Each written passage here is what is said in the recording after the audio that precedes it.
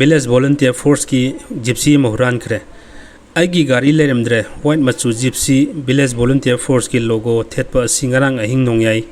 koktrukta khamnu thamlambada leremdre kana gumna photo ajita ubiriba gari asi langla langjin pibi ba ngambiragadi makha da pijariba mobile number sida contact tobirau contact number 6009212129 awamal matik chana kachagani hajariba Prem Sharma Hidang Mayum Laifam Pumlok Sifai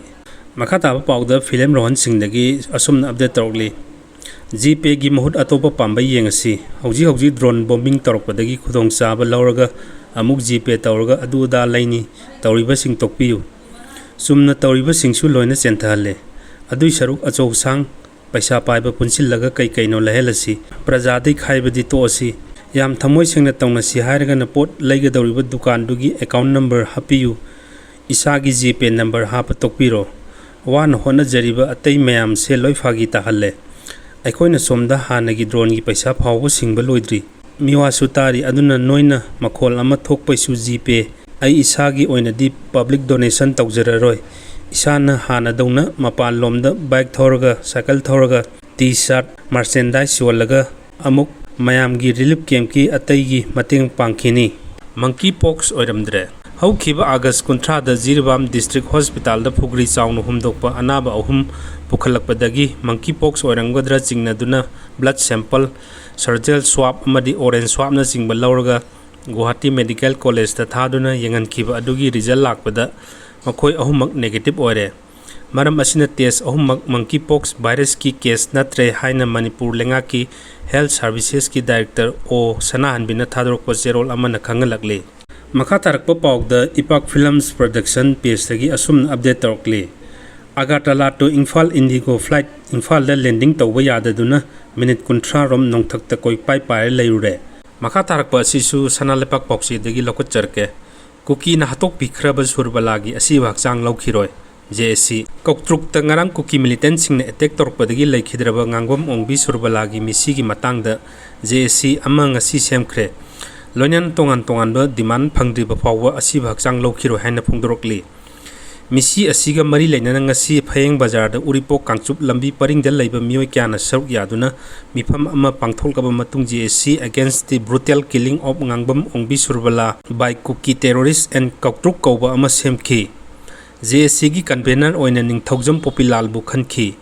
ko convener oina tongan ba mioi ahum yauna member kya yauri JSC asina lenga ki mafamda tongan ba demand tare tawkhi demand sing adudi government ki maikai degi Kuki terrorist sing mathakta yamna akanba operation sing athuba matamda chathagadabani ngasi dagi hauraga pung kunmari gi manungda attack chatharakhiba aduda chenaba Kuki terrorist sing phagat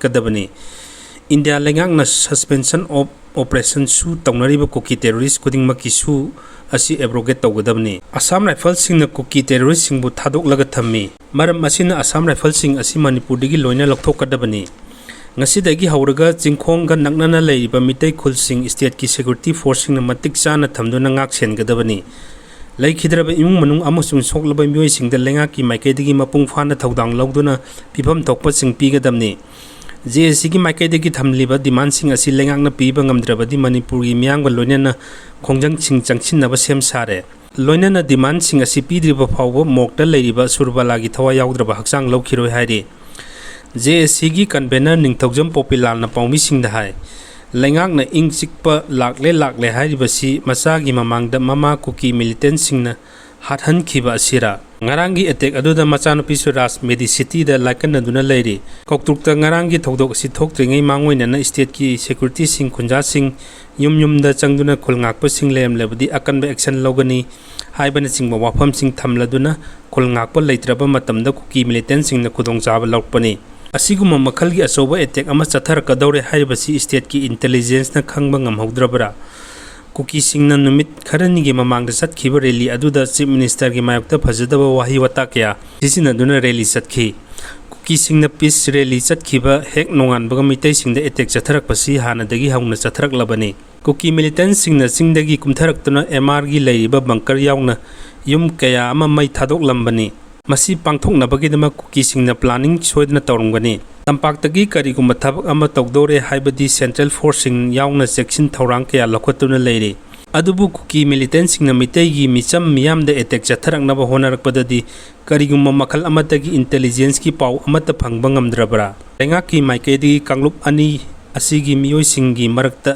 मानदबा मियेंग येंगलब्रा हाइबगी वाफमसिंग थोरकले तंपाक्ता चथरिबा लेंगाकी एक्शनसिंग असि cookie मिलिटेंटसिंगी मफमदा चथद्रिबा असि लेंगा असि कनागी मिचंगदा लेबलेबनो हाइबसि हंगनरकले हाइना मखाताना दोखे।